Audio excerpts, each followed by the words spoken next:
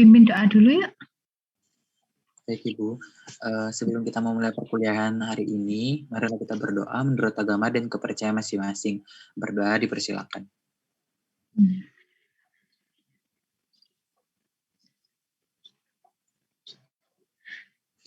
Berdoa dapat diakhiri, saya kembalikan ke Bu Ima. Terima kasih Putra Muara. Pada hari ini kuliahnya kita majukan. Harusnya kalian ada mata kuliah kan ya pagi hari ini apa? Jam 1-2 ini ya. Ada tugas? Untuk tugas tidak ada Ibu. Tidak ada, tapi udah selesai ya memang kuliahnya ya. Iya Ibu. Oke. Memang semoga tidak mengganggu mata kuliah sebelumnya gitu. Kalaupun misal nanti ada tugas atau apa, mungkin bisa mengambil jamnya DPA gitu ya. Tetap waktu ada latihan soal dari Bu Ima, bisalah diperpanjang gitu ya. Karena saya ada jadwal vaksin gitu, takutnya kalau kesiangan nanti antriannya juga panjang. Terima kasih atas partisipasi teman-teman, bisa maju di jam 8. Ya, oke. Untuk hari ini kita akan masuk materi lagi. Saya tambahi materi terkait dengan pompa. Ya, kemarin yang sudah kita review di minggu 2, 3 itu ada neraca massa, neraca energi. Sekarang tambah lagi pompa. Jadi mulai minggu depan kita akan latihan soal, kemudian kita akan coba ngerjain project ya terkait dengan neraca massa, neraca energi dan juga pompa. Gitu ya. Oke, sebelum kita masuk ke materi pompa, ada yang mau ditanyakan atau mau didiskusikan dulu terkait dengan materi yang sudah kita pelajari kemarin? Atau materi lain juga monggo, silakan.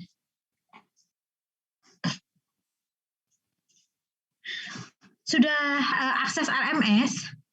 Untuk absennya masih... Ya, absennya masih saya kunci jam 8.40 ya. Mungkin nanti setelah mata kuliah ini, setelah sesi Zoom meeting, bisa ngisi daftar hadir ya. Karena memang saya sesuaikan dengan jadwal perkuliahan aslinya. Ya, saya juga baru dapat undangan vaksin tadi malam, sehingga memang kelasnya sudah saya persiapkan jauh sebelumnya, sehingga belum dapat bagi. Jadi nanti disesuaikan absennya, disesuaikan jadwal mata kuliahnya aja ya. Jadi mungkin setelah sesi Zoom meeting bisa seperti ini ya. Oke, karena masih kekunci itu sehingga nggak bisa nggak bisa kalian masuk. Nanti saya cek lagi setelah sesi ini selesai. Gitu ya. Oke, kemudian di sana ada materi terkait dengan pompa, kemudian ada latihan soal juga yang akan kita pelajari gitu ya. Oke, kalau belum ada pertanyaan, izinkan saya share screen, kita mulai materi hari ini ya. Bismillahirrahmanirrahim. Recording in progress. Oke, ini terkait dengan pompa. Nah, di OTK sudah pernah belajar pompa belum? Pernah belajar ngitung kapasitas pompa belum? OTK 1, 2, atau OTK 3 gitu ada sepertinya ya. Di Genkoplis, ingat? Belum? Belum dapat. OTK semester ini dapat nggak OTK? Dapat semester ini. Oh, belum sampai pompa ya? Belum sampai kapasitas pompa? Belum, Bu. Masih di distilasi, Bu. Oh, masih di distilasi ya. Sebenarnya ada di bukunya Genkoplis itu terkait dengan pompa. Tapi di sana menghitung efisiensi sama dayanya pompa, daya kerjanya pompa. Nah, apa bedanya dengan di desain perancangan alat gitu ya? Di desain perancangan alat nanti akan lebih detail lagi karena kenapa kita milih bahannya dari apa, kemudian fluida yang mengalirnya apa, yang menjadi bahan-bahan pertimbangan, sehingga di desainnya nanti seperti apa gitu ya. Kebutuhannya terkait dengan pressure drop dan juga kebutuhan hitungannya mirip dengan yang di OTK. Jadi kita mereview lagi. Nah, di sini ditambahi lagi dengan aspek-aspek pemilihan pompanya harus gimana gitu. Ya, mungkin bedanya di sana. Sehingga kalau kemarin ATK neraca massa, neraca energi itu kan juga kita mereview, kemudian kita tambahi bagaimana kalau itu ditaruh di dalam sebuah proses nantinya gitu ya. Sama pompa juga ada di OTK sebenarnya untuk menghitung kapasitas, pressure drop dan kawan-kawannya itu. Kemudian untuk di dasar perancangan alat ini nanti kita tambahi faktor-faktor yang mempengaruhinya apa gitu ya. Oke. Di sini apa sih sebenarnya pompa itu ya? Kita sering sudah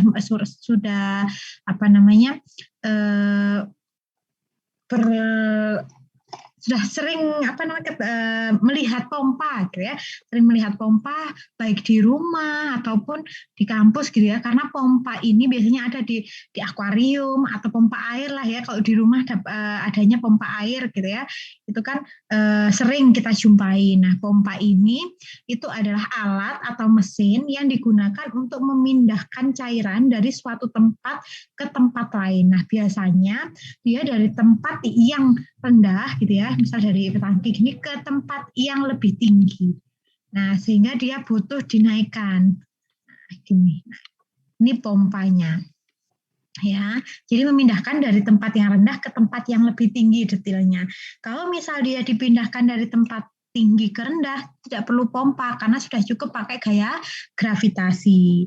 Nah, di pompa itu ada pipa ya, pipa masuk pompa atau bagian yang masuk pompa itu namanya suction. Sedangkan bagian yang keluar dari pompa ini, yang keluar di sini, ini namanya discharge. Ya, jadi pompanya itu namanya discharge. Nah, kemudian di sini ada belokan nih. Ada belokan di sini, ini namanya elbow. Ini elbow, jadi belokan gitu ya. Nah, panjangnya pipa, kemudian adanya belokan, ini mempengaruhi tekanan yang ada di discharge ataupun di suction. Semakin panjang pipa, semakin banyak elbownya, maka tekanannya juga akan banyak berkurang gitu ya. Karena dia misal dari pompa sini tekanannya 10, kemudian dia karena di sini ada elbow, dia turun lagi. Kemudian di sini ada elbow, turun lagi tekanannya. Gitu ya, karena dia artinya nabrak sesuatu, artinya ada hambatan di sana. Kemudian jenis bahan alat pipanya itu juga biasanya di sana ada friksi, ada kotoran, itu juga akan mempengaruhi delta P-nya. Gitu ya. Semakin tinggi delta P, maka perpindahan zat dari titik 1 ke titik 2 itu akan lebih cepat. Kalau delta P-nya tinggi ya. Kenapa? Karena misal dari sini agak ada halangan gitu langsung masuk. Nah, itu nanti delta P atau perubahan tekanan itu akan berpengaruh kepada efisiensi pompa. Ya, jadi biasanya pompa dengan efisiensi lebih dari 70 gitu ya, itu masih bisa digunakan. Tapi kalau misal di bawah 70 itu biasanya harus ada perbaikan atau ada penggantian. Ya. Oke, kemudian pompa itu berfungsi untuk mengubah tenaga mekanis menjadi tenaga kinetis. Kenapa? Di sana di dalam pompa, ini misal pompa ya, penampangnya biasanya bulat. Di sini tuh ada baffle-baffle-nya yang bergerak. Nah, di mana baffle-baffle yang bergerak ini nanti, ini kan ada cairan masuk dari titik tengahnya, biasanya dari titik tengah, ya, kemudian masuk di baffle, dia berputar, baffle-nya ini berputar, sehingga cairan yang memiliki tekanan tinggi karena ada pergerakan mekanik gitu ya, pergerakan mekanik oleh baffle, itu dia bisa menggerakkan fluida yang tadinya tekanannya rendah menjadi tekanan lebih tinggi, sehingga di sini ada energi kinetis. Jadi dari energi mekanik dia diubah menjadi energi kinetis. Kenapa kok dalam bentuk energi kinetis? Karena tekanannya lebih tinggi sehingga laju alir fluida yang dipompakan itu juga akan lebih tinggi. Itu ya. Mohon nanti kalau misalnya ada pertanyaan, Bu Ima langsung bisa di stop atau mungkin dituliskan dulu, nanti di akhir ditanyakan gitu ya. Tunggu Pak, ada pertanyaan. Oke. Saya lanjutkan. Terkait dengan klasifikasi pompa berdasarkan prinsip kerjanya. Jadi berdasarkan prinsip kerja itu pompa itu macam-macam. Ada yang pompa desak atau pompa tekan, itu biasa kita sering dengan positive displacement pump. Yang kedua adalah pompa sentrifugal. Yang ketiga adalah jet pump. Keempat itu adalah airlift pump. Itu kita seringnya adalah menyebutnya mammoth pump. Kemudian ada hydraulic ram pump, ada elevator pump, dan juga ada electromagnetic pump. Nah, apa bedanya dari masing-masing pompa ini adalah Yang pertama terkait dengan pompa desak itu memiliki kapasitas yang dihasilkan oleh pompa tekan atau pompa desak ya, itu adalah sebanding dengan kecepatan pergerakan atau kecepatan putaran. Sedangkan total head atau tekanan itu dihasilkan oleh pompa ini tergantung dari kecepatan pergerakan putaran. Jadi sama di dalamnya ada baffle. Ada baffle-nya yang bergerak berputar. Kalau pompa desak itu juga masih bergerak berputar, itu biasanya ada pistonnya juga. Ada piston. Nah, pompa desak ini biasanya ada di pompanya sepeda motor yang memompakan bensin itu loh, yang memompakan bensin. Nah, itu adalah pompa desak. Nah, ketika kita berbicara dengan pompa, kita akan sering bertemu dengan istilah head. Head ini. Head ini kalau di pompa itu adalah tekanan.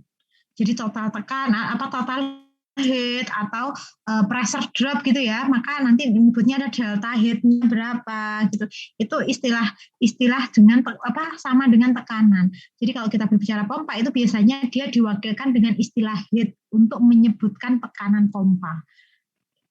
Ya, nah contoh dari pompa desak itu ada oscillation pump yang terdiri dari pompa torak, pompa diafragma, gitu ya. Diafragma ini ada di sepeda motor. Kemudian rotary displacement, ada rotary, ada rotary spiral, ada gear, ada fan. Ini jenis dari baffle, jadi jenis penggerak yang ada di tengahnya itu yang berbeda-beda. Ya, kemudian ada pompa sentrifugal. Nah, ini yang sering digunakan di industri. Ya, kapasitas yang dihasilkan oleh pompa sentrifugal itu sebanding dengan putaran, sedangkan total head tekanan sebanding dengan kuadrat kecepatan putaran. Jadi ini di dalam sini ini ada baffle yang berputar. Nah, ini ada bagian-bagiannya ini adalah suction, biasanya cairan masuk dari sini, kemudian di dalam sini ada pergerakan, ada energi mekanik ya, jadi ada baffle yang digerakkan itu dia membentuk energi mekanik, kemudian keluarnya ke sini. Nah, ini dia memiliki tekanan yang lebih tinggi. Ini yang di sini tekanannya lebih besar. Misal ini P2 ya, di sini P1. Maka P2 itu lebih besar daripada P1. Kalau misal P2 ini lebih kecil P1, maka fluida tidak bisa bergerak ke atas. Gitu, ya. Oke, kemudian ada jet pump. Nah, kalau jet pump ini sering kita jumpai di rumah-rumah. Di rumah pompa air ya. Nah, pompa air itu biasanya menggunakan jet pump karena sifat dari jet pump adalah sebagai pendorong untuk mengangkat cairan dari tempat yang sangat dalam. Ya, yang sangat dalam sehingga dari sumber mata air itu kan ada di kedalaman tertentu, kemudian dipindahkan ke permukaan supaya nanti bisa didistribusikan ke kamar mandi, ke dapur atau ke tempat ke bagian rumah yang membutuhkan air. Gitu ya. Nah, ini biasanya menggunakan jet pump. Jadi kalau yang di rumah-rumah itu biasanya jet pump. Oke, kemudian media ini dapat yang bisa dipindahkan oleh jet pump ini, pompa ini itu juga bisa berupa gas, bisa berupa cairan. Jadi campuran, ada gasnya itu dia bisa memompakan. Ya. Kemudian ada mammoth pump atau air life pump ya.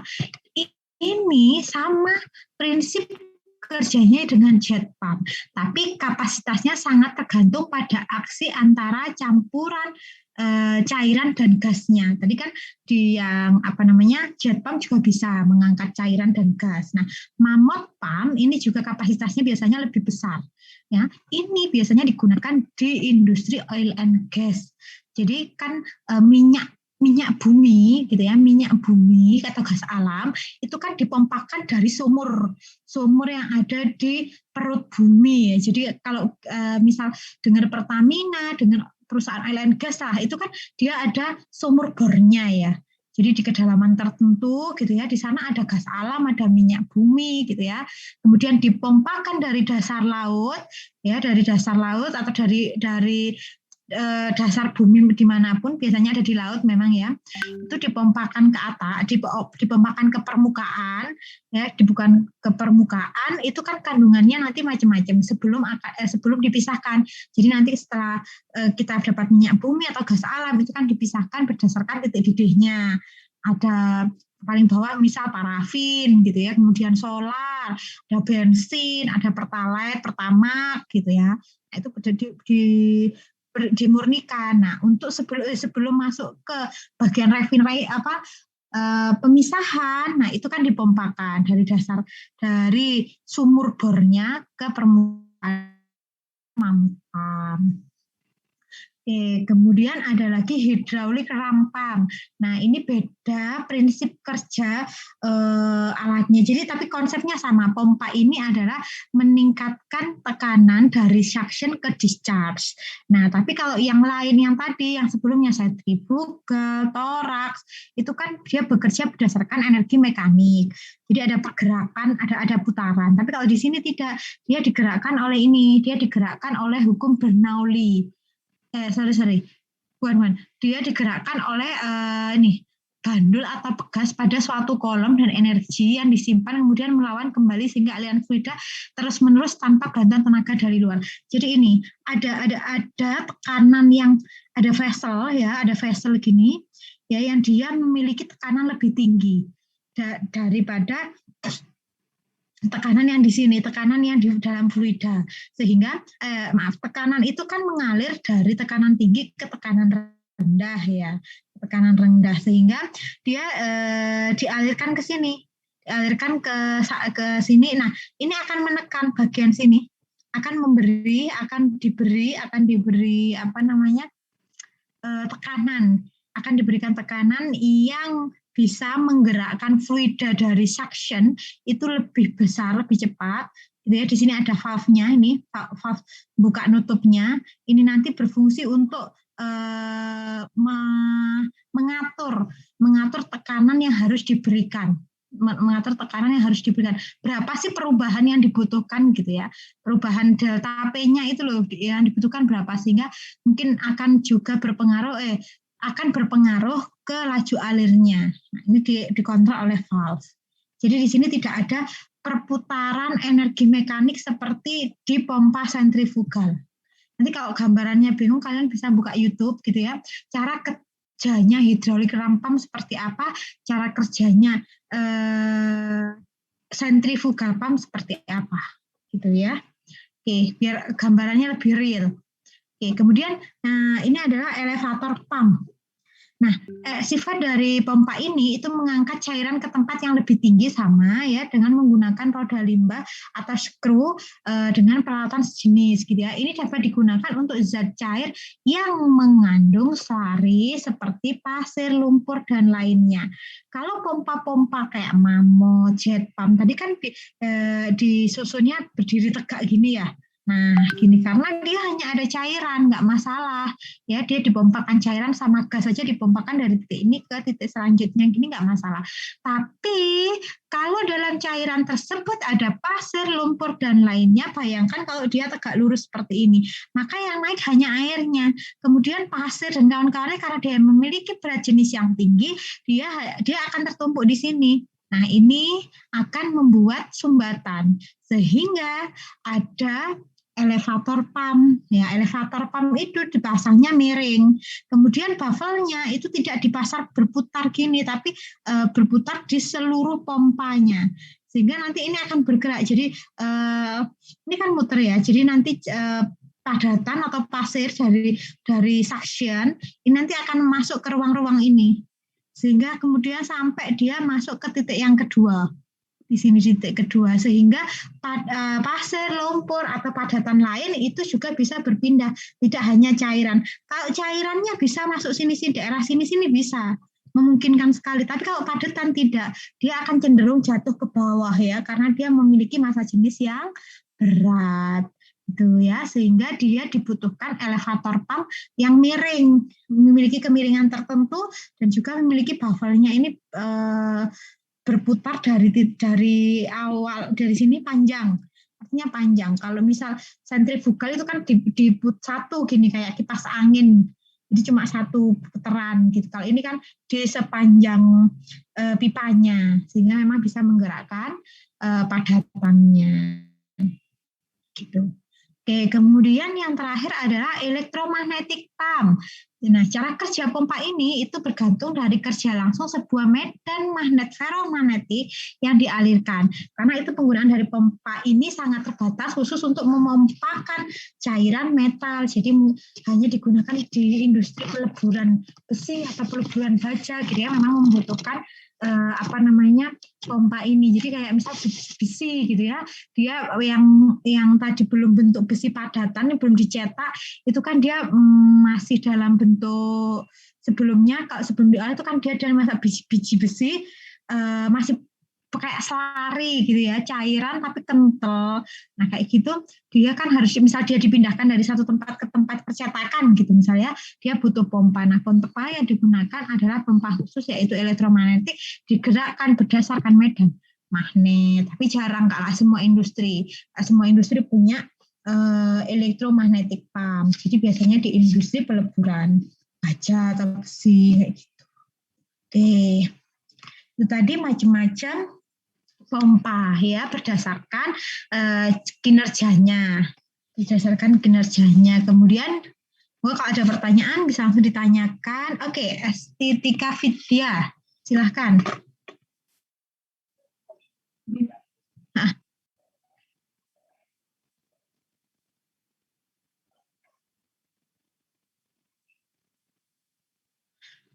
Pompa ada.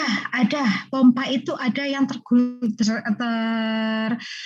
dengan kontroler. Kalau kalian sudah dapat pengendalian proses belum? Pompa itu kan ada FCE, apa namanya? Ada FCE apa? Final Control Element ya. Nah itu ada pompa ini bisa digerakkan oleh jadi misal ya gini, laju alir. Jadi ini ada tangki nih. Cari yang space-nya. Kok semua sudah dioret-oret. Misal nih ya, ada saat di sini ada tangki di sini ya, tangki di penampung gitu ya, dipindahkan ke sini. Dipindahkan ke titik 2. Jadi ada tangki 1 dipindahkan ke tangki 2. Nah, di tangki 2 ini ada laju alir. Ada laju alir yang apa namanya? Diatur. Nah, di sini misal set pointnya dipasang di sini. Set pointnya harus berapa gitu ya. Nah, maka ini nanti yang dikontrol gitu misalnya, yang dikontrol adalah laju alir yang masuk ke pompa. Tapi akhirnya bukan pompanya sih yang diatur ya valve-nya, tapi laju alirnya. Laju alir di pompa gitu ya, laju alir di pompa. Nah, kalau ini nggak kelihatan ya, kalau yang ini loh kelihatan. Nah ini loh, valve yang di sini Mbak, valve yang di sini ini bisa dikontrol. Nah, buka tutupnya. Misal untuk mengatur laju alir, gitu. Ini bisa. Kalau di pengendalian proses itu di praktikum kontrol, maaf, di praktikum praktikum kontrol itu apa sih namanya? Praktikum pengendalian proses, benar ya? Ada kan ya? Itu ada di tangki level. Di tangki level itu ada pompanya. Ingat nggak? Oh kalian daring apa luring? Sempat daring apa luring? Luring. Daring. Itu di level itu ada pompanya. Laju alir fluida masuk ke tangki. Itu kan diatur oleh pompa. Di sana ngaturnya. Jadi kontrolernya ya ada kontroler, memang ada kontroler, kemudian dipasang dengan pompa, ditambahi. Jadi bukan pompa sebagai kontroler loh ya, tapi pompa ini penunjang untuk mengontrol laju alir gitu. Jadi nanti ada kontrolernya, mungkin bisa memang menggerakkan buka tutupnya valve yang ada di pompa gitu. Bisa banget dipasang dengan pompa itu ya. Paham ya? Oke, kasih mungkin ada lagi. Gimana?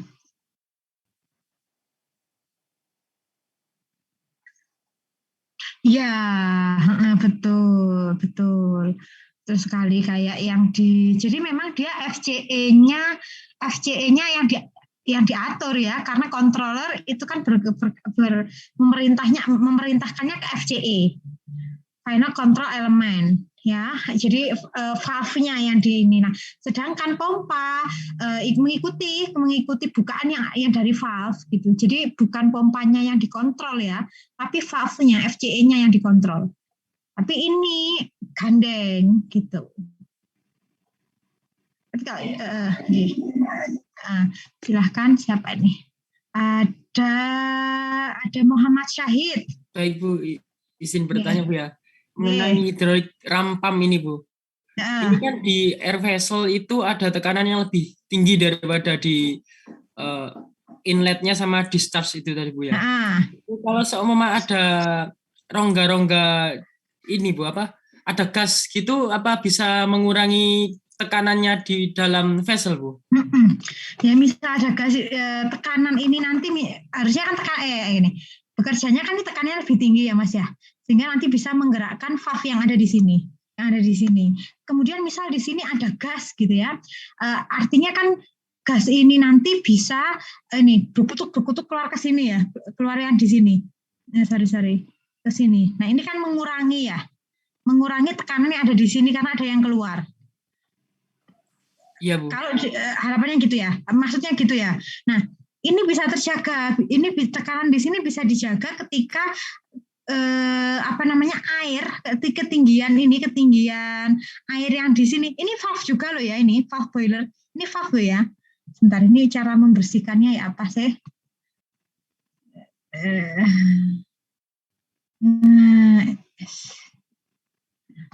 Coba perhatikan. Ya. Oke, ini itu ada. Nah, ini yang di sini, ini juga valve loh ya, perhatikan. Ini valve, ini juga valve. Ya, kemudian valve ini bisa naik turun nih. Bisa tekanan yang di sini, tekanan yang di valve atas itu bisa naik turun berdasarkan ketinggian dari cairan, ya toh. Masih ingat nggak rumus Bernoulli, hukum Bernoulli? Itu kan semakin tinggi, misal airnya di sini gitu ya, tekanan yang di dasar di sini kan akan meningkat ya. Jadi ketinggian rho GH ditambah dengan tekanan permukaan. Masih ingat itu rumus itu.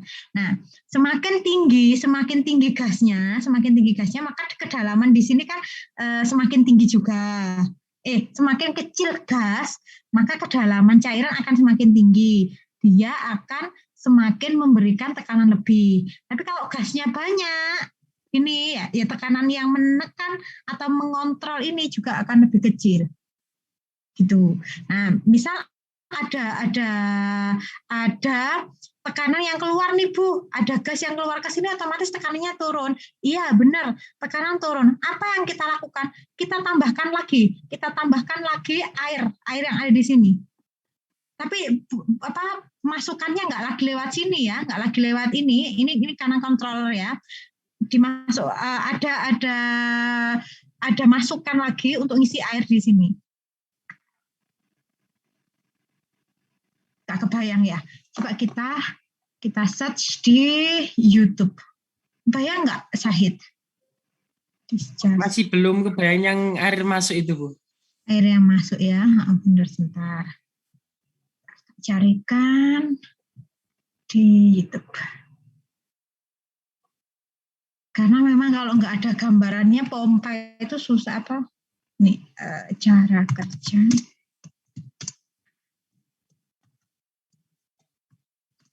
Bu Ima juga dulu itu karena memang nggak kayak seperti sekarang ya waktu kuliah gitu ya.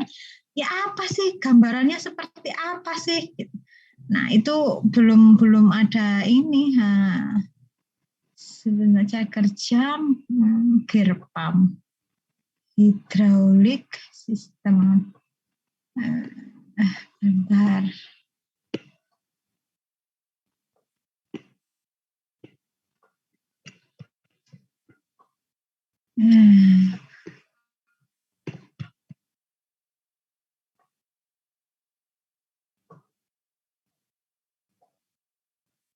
Bentar. Lihat ya. Ini hidrolik ini hidrolik hidrolik pumpnya. Ini di pompanya. Kok ada penjelasannya.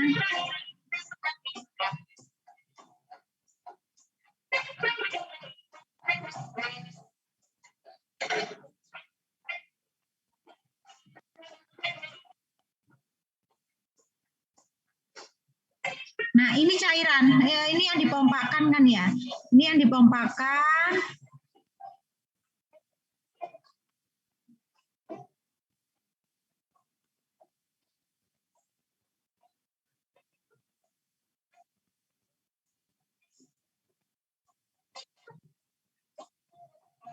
Coba ini aja deh.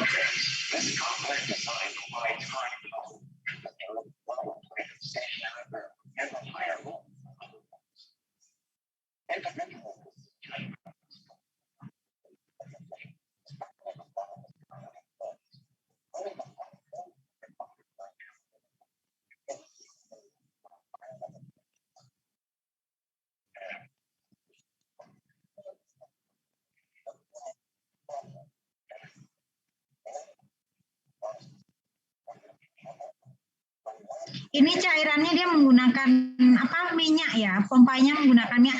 Kenapa? Karena untuk ini loh. Kalau misal air, bayangkan saja kalau minyak kan dia lembut gitu ya, lemes gitu ya kalau dia digerakkan. Kalau air dia nggak akan selembut itu. Sehingga cairan yang digunakan tadi itu adalah berupa oil.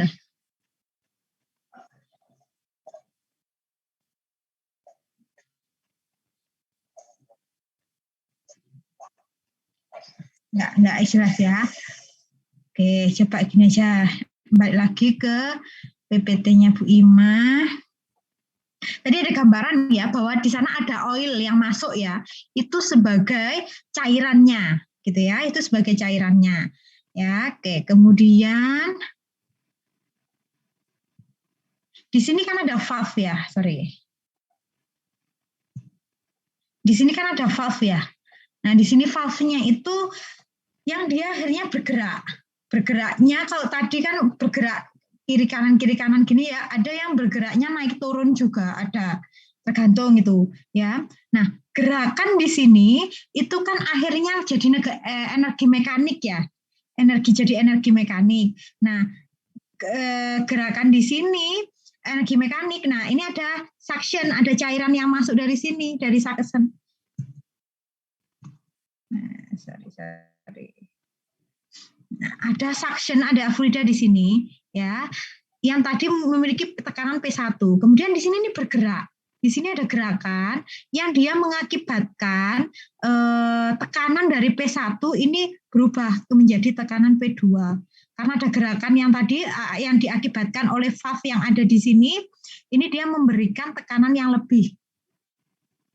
Seperti itu. Nah, yang digerakkan di sini ini oil. Cairannya oil, minyak bisa minyak pelumas, bisa minyak apa gitu bisa, tapi bukan cairan air, bukan H2O lah yang jelas, tapi dia air, oil. Jadi kayak bisa jadi gerakannya kayak yang video tadi agak digoyang-goyang gitu, bisa jadi tekanan kayak gerakannya pegas, kayak gerakannya piston naik turun gitu juga bisa.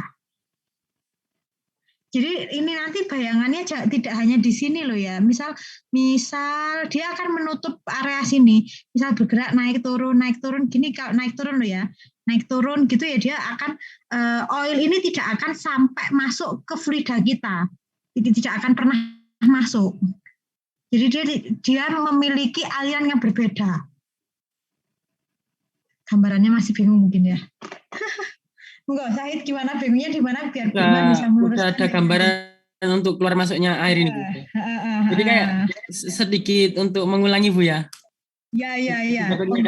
Berarti ini di suction masuk, terus itu kan tadi ada kayak semacam piston atau yang menekan, lalu lewat di valve yang bawah ini lalu terdorong ke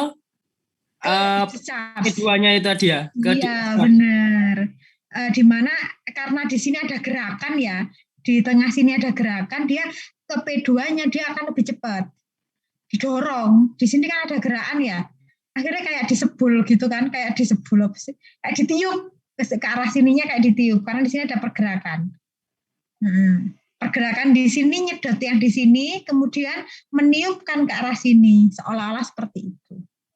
Jadi ya, misal ya, ini kan gini, valve ini naik ke atas, maka kan ini akan kesedot ya, kesedot. Kemudian ketika ini diturunkan, valve ini turun, maka dia kan akan ditiupkan ke arah sini. Gitu. Pompa yang di sini ketika valve yang di sini ketika ini naik, ini buka valve di sini. Ketika nutup, ini valve ini nutup ke sini sehingga dialirkannya akan ke sini. Jadi ini buka nutup berhubungan dengan di sini. Ketika ini naik ya, ketika di sini naik, maka ini buka. Ketika ini turun, maka ini nutup. Tambah bingung. Udah lebih jelas seperti itu. Kayak gitu akhirnya. Ketika ini naik, ini buka, kan cairannya masuk ke sini. Kemudian ketika ini nutup, ini tutup, ini masuknya ke sini. Gitu. Oke ya. Jelas ya? Ya, terima kasih, Bu. Oke, sama-sama. Said, ada lagi Ahmad Faisal. Monggo Ahmad Faisal. Permisi, Bu, izin bertanya. Untuk pompa sentrifugal tadi, Bu. Kan kemarin kami sudah melakukan pembuatan PFD, Bu ya, dari produksi dimetilator.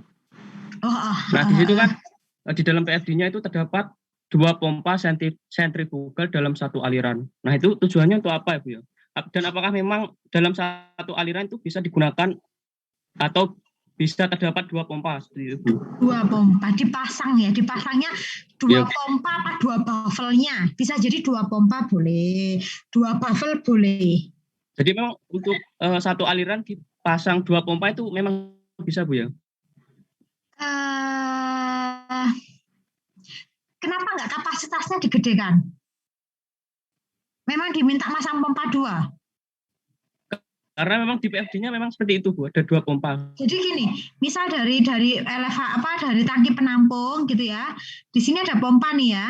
Pompa masuk ke pompa lagi di sini, dipasang pompa lagi. Gini, apakah di dalamnya sini ada 2 gear, ada 2 baffle, ada 2 mesin? Kalau untuk impellernya kurang tahu, Bu ya, jumlahnya. Tapi di sana di 2 pompa ya. Gini, Mas, bisa jadi seperti ini. Itu bisa jadi ya, tapi kasus khusus sepertinya ya. Kalau kita desain dari awal, itu kan kita tahu kapasitas pompa harus berapa. Kapasitas pompa supaya fluida di sini bisa digerakkan dari titik 1 ke titik 2.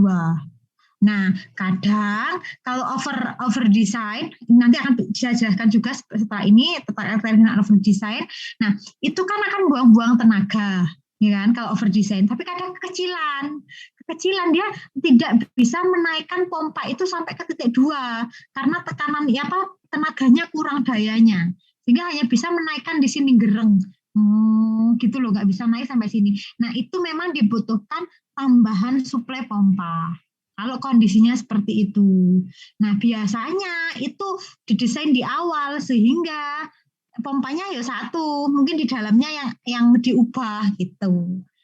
Tapi kalau mungkin 2 dijajar seperti ini, jadi ada kapasitas pompanya itu sekian, misal di sini 1000, di sini 1000, di sini 100 gitu ya. Bisa jadi. Jadi kan tekanan dari titik di sini P1 lebih kecil dari P2 karena nggak naik, maka dia dipompa lagi di sini P3. Bisa jadi seperti itu supaya masuk ke titik ini. Jadi mungkin untuk menambah tenaga fluidanya gitu ya. Itu kalau misal desain rangkaiannya sudah ada gitu ya, ternyata pompanya nggak nutup maka ditambahi pompa mungkin. Tapi kalau kita desain dari awal ya biasanya kita lihat jadi satu gini, satu aja. Titiknya berapa, makanya di sini butuh ya desain dari engineer teknik kimia. Bayangkan kalau dipasang pompa 2 gini, friksinya juga biaya produksinya nambah, ya biaya menggerakkannya ini juga nambah, biaya perawatannya nambah karena harus merawat 2 pompa. Kurang efisien sih kalau untuk tapi kalau biasanya kadang orang ini dulu ya sudah ada rangkaiannya ternyata gagal gitu ya bisa dipasang gitu. Terima kasih. Faisal. Sama-sama. Monggo Ifat Ramadhani. Ya Bu, izin bertanya mengenai di video tadi yang pompa ada minyaknya itu Bu ya. Saya langsung sama seperti pada kendaraan sepeda motor. Ya, sepeda motor. Itu kan di dalam pompa itu terdapat minyak Bu ya. Terus terjadi gesekan-gesekan. Kalau di industri itu proses, maksudnya pompa itu kan digunakan secara terus-menerus Bu ya. Karena betul. Continue kayak gitu. Treatment dari pompa itu gimana Bu ya? Misalnya kan kalau di sepeda motor olinya kan warnanya berubah. Kalau di pompa itu apakah diganti juga? Terus yang saya tanyakan itu, kalau misalnya di treatment, apakah ada pompa cadangan yang digunakan agar proses produksinya tetap berjalan seperti itu? Betul banget. Jadi misal ya terkait gini, kan kita mempunyai industri ya. Oke, industri kita apa? Industri ini berjalan sepanjang tahun enggak? Oke, saya punya industri pupuk, Bu. Oh, ternyata saya di pupuk. Pupuk itu kan on off ya, Mas ya. Jadi hari ini kita produksi NPK, kemudian kita bersihkan dulu. Besok produksi ZA kita bersihkan dulu, urea kita bersihkan kan gitu ya kalau pupuk. Oke, kemudian bisa jadi kayak gula. Gula itu ada masa maintenance. Jadi 4 bulan giling, ada 6 bulan maintenance, 6 bulan giling, 6 bulan maintenance gitulah ya. Ada yang kayak semen, itu terus tiap tahun tidak berhenti. Nah, ya oke. Kalau yang on off kayak pupuk, kayak gula, itu periode evaluasinya adalah per running. Jadi maintenance-nya per running. Gitu. Misal tiba-tiba ketika produksi pupuk NPK itu pompanya macet, itu akan mandek, akan berhenti, proses akan berhenti, diperbaiki dulu, gitu ya, karena dia memang sistemnya on off, gitu, jadi nggak sepanjang. Beda lagi kalau semen itu sepanjang tahun beroperasi, nggak ada hentinya. Nah, itu biasanya dipasang 2. Jadi misal ini dari Kilen. Gitu ya, dari Kilen, tangki aja lah ya, anggap tangki, kemudian ini pompa, ini kedua. Nah di sini, ini dipasang 2 pompa, ini enggak lagi yang kayak punyanya Ahmad siapa tadi, Faisal tadi ya, bukan bekerja dua-duanya, tapi on off, jadi ketika ini ada efisiensi turun gitu ya, di control room menginformasikan operatornya bahwa efisiensi pompa A, ini pompa B, ini turun, maka pompa valve menuju pompa B ini ditutup. Nah, sehingga fluidanya akan mengalir dari sini, discharge-nya, suction-nya dari tangki ke pompa B. Karena ini valve-nya akan ditutup. Valve-nya ini ditutup, sehingga dia ngalirnya ke pompa B dibuka. Nah, ini dilakukan maintenance. Nah, maintenance-nya gimana? Kalau memang kan ini kita sudah tahu bahwa efisiensinya lebih kecil dari 70, maka langkah yang pertama kita bersihkan. Biasanya kalau perawatan pompa ya, dibersihkan. Dibersihkannya dengan apa? Tergantung ini tadi yang fluida yang dialirkan apa? Apakah dia asam, apakah dia berkerak, apakah dia apa? Nah, itu dengan pelarut cairan pelarutnya, dia dilarutkan, dibersihkan. Oke, setelah itu kita running, kita coba kan, kita trial. oh ternyata kok nggak naik-naik, kok masih 68. Oke, maka kita ganti spare part. Apakah baffle-nya atau apa yang memungkinkan. Di situ tugasnya engineer teknik kimia, gitu, mengevaluasi apa baffle-nya kurang bersih, apa baffle-nya memang harus diganti, atau alat spare part lainnya harus diganti. Oh ternyata sudah diganti semua, sudah diganti, naiknya nggak langsung, nggak banyak gitu, cuma 75. Nah maka kita bisa merekomendasikan apakah alat ini sudah lama, sudah waktunya ganti, gitu kan. Masing-masing alat punya umur ya, punya umurnya itu layak ganti atau enggak. Jadi dievaluasi. Makanya nanti kalau prakerin biasanya kalian akan mengevaluasi alat, kinerja alat, fungsinya itu. Apakah alat ini harus diganti, apakah cukup dibersihkan atau diganti spare part. Itu. Kalau proses penggantiannya pun itu tidak langsung diganti ya, kita lihat umurnya. Umurnya ini memang layak umur diganti apa enggak. Kalau enggak layak umur ganti biasanya hanya diganti spare part. Bayang ya? Iya Bu, bayang Bu. Jadi tetap ada perbaikan seperti itu. Jadi entah itu nanti diganti olinya, entah diganti spare part-nya atau apa, tetap ada. Kayak gitu. Ada lagi mungkin? Baik Bu, terima kasih Bu. Oke, sip. Oke, kalau nggak ada saya lanjutkan ya. Terkait dengan, nanti kalau ada pertanyaan bisa langsung raise hand saja, nanti kan muncul di sini ya. Oke, kalau nggak gitu, kalau Bu Ima bablas saja nanti di booth izin bertanya gitu ya. Oke, faktor-faktor utama dalam pemilihan pompa itu yang pertama adalah kapasitas, yang kedua adalah tekanan kerja atau total head, yang ketiga adalah jenis dan data fluida. Ya, untuk kapasitas atau kemampuan pompa itu untuk kapasitas itu berkaitan dengan kemampuan pompa untuk mengalirkan fluida dalam waktu tertentu. Sehingga memang benar tadi sudah ada beberapa pertanyaan dari teman-teman, Bu, kenapa harus dipasang 2 pompa gitu ya? Itu terkait dengan kapasitas.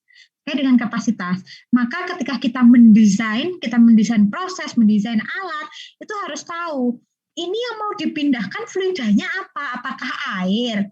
Apakah limbah cair? Kalau limbah cair itu kan ada padatannya. Nah, kapasitasnya beda. Sama-sama 1 liter limbah cair dengan 1 liter air, itu kapasitas pompa berbeda. Kenapa? Karena di dalam limbah cair ada padatannya. Sehingga di sana mempengaruhi. Di sini jenis fluida. Sehingga jenis fluida ini akan mempengaruhi perhitungan kapasitas pompa, gitu ya, karena kan berat jenisnya dia memiliki padatan dengan berat jenis yang lebih tinggi, walaupun sama-sama volumenya 1 liter gitu misal, tapi beratnya akan berbeda, gitu ya. Itu terkait dengan kapasitas. Nah kalau kita over design, kapasitasnya pompanya kegedean daripada kapasitas, maka itu juga akan buang-buang energi, buang-buang listrik, dan itu mempengaruhi biaya produksi. Nah, kalau misal kekecilan, gitu ya, kapasitas pompa kekecilan itu juga nggak bisa dipakai, tidak bisa digunakan memindahkan dari fluida dari titik 1 ke titik 2, gitu ya. Oke, kemudian tekanan kerja, total head, artinya pressure drop-nya berapa, gitu ya. Semakin tinggi pressure drop-nya, gitu ya, maka kinerja pompa itu nanti akan dilihat dari tekanannya, dari total pressure drop-nya atau ini tekanan kerja atau pressure drop. Nah, ketika si pompa A, gitu ya, misal dia pompa A ini memiliki delta P itu adalah 15 bar, gitu ya. Nah, beriring berjalannya waktu, gitu ya, sudah 7 tahun pemakaian, delta P-nya itu nggak akan benar-benar 15 terus, bisa jadi sekarang turun ke 12.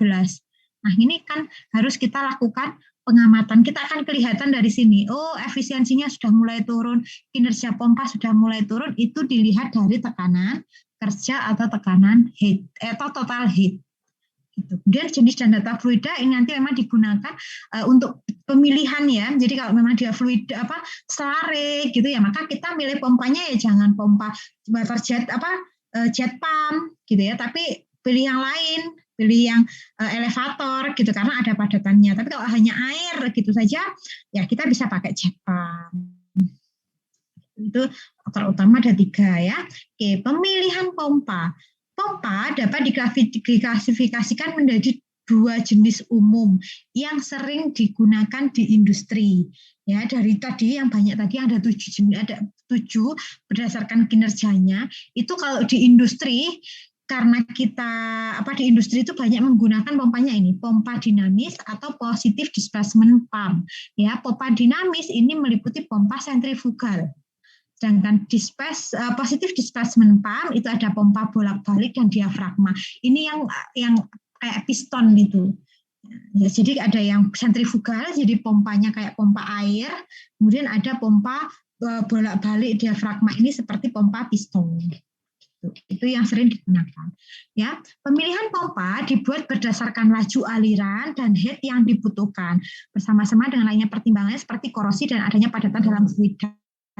Ya, jadi tadi sama berdasarkan ini faktor utama dalam pemilihan pompa. Ini sangat penting.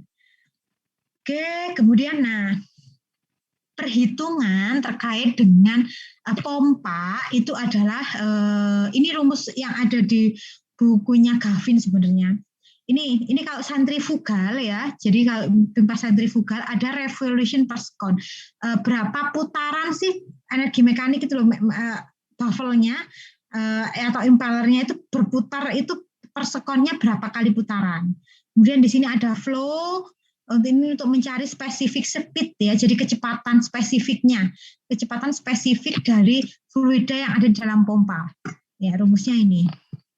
Ya, sedangkan ini gravitasi itu nilainya 9,8 meter per sekon kuadrat atau biasanya kita pakai angka 10 meter per sekon kuadrat juga boleh. Head ini adalah tekanan. Bu, kok satuannya meter? Iya, ini biasanya jadi kalau misal ya kita ketemunya tekanan itu ketemunya normalitas per meter persegi gini nggak salah ya. Nah ini nanti head itu sebenarnya berkaitan sama ini, berkaitan sama tekanan, sama P-nya ini. Nah ini nanti untuk kita bisa mensinkronkan dengan nilai head itu biasanya P per densitas dikalikan gravitasi. Gini. Nah, sehingga nanti ketemunya dalam satuan meter. Tapi head nantinya. Monggo silahkan, bingung ini Sahid. Ayo. Izin bertanya. Ya, saya kan punya pompa air Bu ya. Misal akuarium itu kan ada kayak kedalaman. Apakah seperti itu gitu itu Bu? Ini specific speed. Specific speed sama kedalaman. Jadi ada specific speednya itu misal 1.700 liter per hours. Terus ada kedalamannya maksimal 1,5 meter. Betul headnya itu. Itu Bu ya headnya. Betul. Jadi ada spesifik. Nah kayak gitu. Kalau misal kalian itu kan ada di wadahnya biasanya Mas ya, di boxnya. Iya Bu. Di box. Ya benar itu. Nah itu betul. Nah, kalau kalian pernah, jadi biasanya kalau yang cewek itu memang kadang nggak tertarik dengan hal kayak gitu ya. Tapi biasanya kalau di pompa akuarium, bener banget saya kepikiran. Saya pernah lihat itu di pompa air, itu kalau kalian beli pompa itu ada spesifikasinya. Ya, jadi kedalaman itu yang dimaksud itu ya head ini istilahnya. Gitu. Jadi nanti ada speed, ada specific speed, ada apa gitu di spesifikasi pompanya ada, ya. Nah, betul. Gitu ya. Nah ini nanti ini juga impeller specific speed. Sebenarnya ini cara menghitungnya saja ya, rumus-rumus ini bisa digunakan. Nah yang biasa kita hitung itu adalah pressure drop. Pressure drop pompanya itu berapa? Itu bisa menggunakan rumus ini ya. Jadi kalau kita berbicara terkait dengan pressure drop di pompa itu tidak lepas dari bilangan Reynolds number RE. Ya, kemudian ini friksinya, F itu friction factor. Ya, oke. Kemudian bisa menggunakan rumus yang ini, punyanya Fanning rumusnya sedikit beda saja, cuma sebenarnya hasilnya akan sama, tapi pendekatannya berbeda. Jadi ada dua cara untuk menghitung pressure drop di pompa berdasarkan buku Gavin. Jadi nanti kita akan menggunakan acuannya adalah buku Gavin. Jadi kalau di LMS itu sudah saya linkkan. Ya, untuk menghitung pressure drop itu bisa pakai Fanning, bisa pakai yang umum rumusnya. Ya, oke. Ini kalau nggak diaplikasikan ke soal bingung. Oke, ini miscellaneous pressure losses. Ini berkaitan dengan ketika kita menghitung pompa, ketika kita menghitung pressure drop atau kapasitas pompa, itu sangat berkaitan dengan jenisnya fluidanya. Fluida yang akan kita pompakan apa. Nah, intinya seperti itu ya. Jadi ada nilainya sendiri nanti beda-beda. Nah, ini ada soal terkait dengan penggunaan rumus-rumus yang tadi, 3 rumus yang tadi, yang pressure drop, kemudian ada menghitung specific speed, menghitung specific impeller speed. Nah, ini ada beberapa contoh. Ini juga dari buku Gavin. Bu, saya bingung mempelajari di buku Gavin. Nah, ini ya, ini contoh-contohnya saja ya. Oke, ini juga ini terkait dengan efisiensi, nanti penggunaan rumusnya. Nah, kalau sudah sampai sini, maka kita langsung masuk ke, ini juga net positive suction head. Ini juga terkait dengan kita menghitung tadi yang satuannya meter, headnya, total headnya berapa. NPSH itu gitu, total headnya ini. Sorry. Total NPSH, nah ini satuannya meter, sama dengan heat. Nah, suction heat ya. Oke. Lanjut. Sekarang kita masuk ke contoh soal. Oke, sembari saya menyiapkan contoh soal, ada yang mau ditanyakan terkait rumus. Saya belum pernah menghitung pakai rumus itu, Bu. Jelas, karena memang UTK 3-nya masih sekarang kan ya, bareng. Enggak apa-apa. Oke.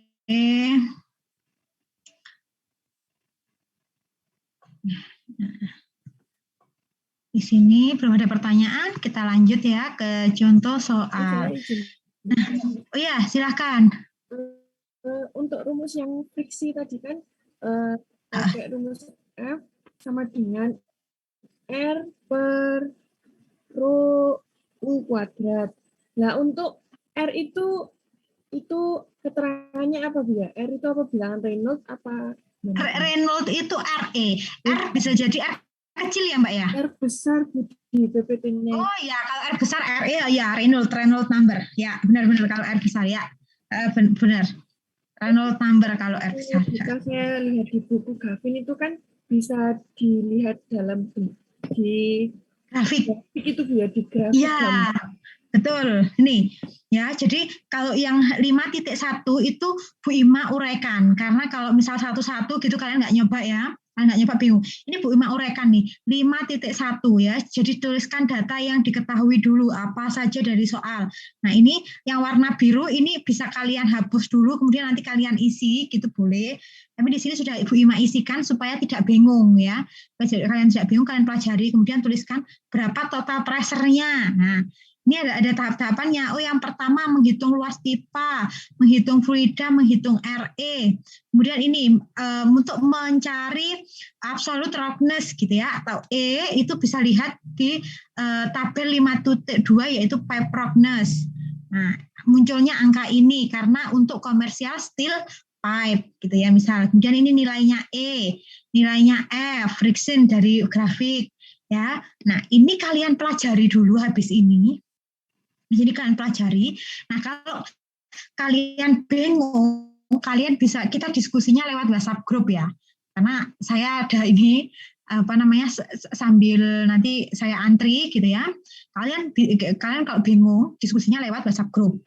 Kemudian kalau kalian sudah paham ini, kalian kerjakan 5.2, 5.3 dan 5.4, enggak semuanya.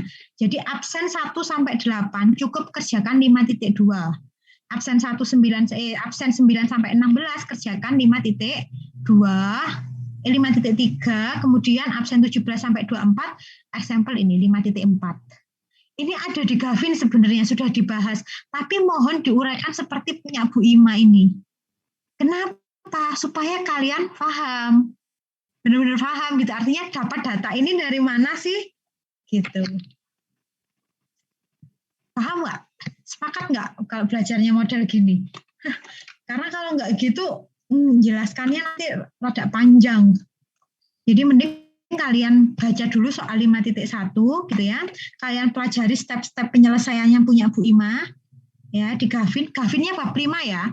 Bab 5 itu macam-macam, ambil yang pompa. Ya, kemudian di sini baru ngerjakan latihan soal ini. Insya Allah bisa. 2 kelas yang kemarin berhasil, insya Allah kelas B juga saya yakin berhasil. Tapi nanti gitu ya, diskusinya kita lewat WhatsApp grup ya. Kalau misal pengen ada sesi pertemuan kayak kelas kemarin di akhir itu ada sesi pertemuan, monggo dijadwalkan. Tapi mungkin nanti kita atur jadwalnya ya. Kita atur jadwalnya jam berapa. Kalau saya jam 11, apalagi kita Jumatan kan ya, ada Jumatan. Saya juga belum tahu selesainya berapa. Mungkin ada kelas tambahan sore atau minggu depan juga boleh. Gitu ya. Sepakat? Keberatan? Ibu mau bertanya? Iya. Oke, silakan. Putra ya? Putra Ibu. Ya. Untuk pengumpulannya ini di LMS apakah tetap 11.10 Bu ya? Gini, itu saya manfaatkan. Monggo silahkan. Yang penting kalian selesai, kalian kumpulkan. Jadi saya nggak tahu itu sebagai parameter saya kalian butuh mengerjakan itu berapa lama sebenarnya gitu ya. Kalau rata-rata kalian mengerjakan dalam 2 jam atau rata-rata dari kalian mengumpulkan pada pukul 13.00, maka itu akan saya jadikan patokan. Memang di sana akan tertulis terlambat ya, tapi nggak apa-apa. Iya, rata-rata dari kalian mengumpulkannya di jam berapa? Misal rata-rata di kelas itu mengumpulkan jam 3 sore gitu ya. Ternyata ada yang mengumpulkan jam 8 malam. Mungkin itu yang akan berbeda nilainya. Gitu. Jadi saya akan kalau bisa jam 11.10 lebih baik, tapi kalau enggak sesuaikan kemampuan kalian dalam mengerjakan soal ini. Sehingga Bu Ima tahu, ketika ujian nanti jangan sampai soalnya 5 dan itu waktunya 2 jam gitu. Enggak apa-apa. Mudah enggak? Artinya enggak lebih dari itu juga boleh. Yang penting rata-rata kelasnya ngumpulkannya berapa jam, itu yang akan jadi patokan saya. Baik Ibu. Nah, gitu ya, mudeng ya? Iya Bu. Sepakat? Sepakat ya? Aduh, soal terus ya, DPA ini setiap minggu tidak ada tanpa tugas terus. Iya, kalau kita nggak ngitung gitu ya apa? Nggak latihan. Kalau yang latihan Bu Ima kalian nanti nggak punya pengalaman. Gitu ya. Ini Safa mau bertanya? Nggak? Safa Sabil nggak? Kepencet? Ini sudah terkait R tadi. Oh iya. Oke. Sama-sama. Oke, ada lagi? Oke, kalau nggak ada, kita lanjut ngerjakan ya. Nyoba dipahami dulu saja, yang penting itu dipahami dulu latihannya yang di Bu Ima. Nanti kalian ngerjakan step selanjutnya saya rasa akan lebih mudah. Apalagi yang 5.4 itu bisa lah. 5.4, mungkin yang 5.2, 5.3 kalian akan bingung ini baca grafiknya gimana sih gitu. Nanti tanyakan di grup ya, supaya teman-teman yang lain juga membaca. Gitu ya. Bisa saya cukupkan? Bisa Ibu. Oke, terima kasih banyak atensi teman-teman semua. Tetap semangat belajarnya. Kalaupun di rumah gitu ya, kadang males itu lebih banyak kalau di rumah itu beda kalau di kampus karena ada teman-temannya bareng-bareng semangat belajarnya berbeda. Nah, itu memang tantangan teman-teman yang harus dihadapi ya. Semoga pandemi ini segera berakhir, semester depan kita bisa tatap muka di kampus. Sehat-sehat selalu. Dari Bu Ima apabila ada kurang salahnya mohon maaf. Terima kasih. Wassalamualaikum warahmatullahi wabarakatuh. Selamat pagi. Waalaikumsalam warahmatullahi wabarakatuh. Recording stop. Terima kasih. Sama-sama. Saya izin live dulu.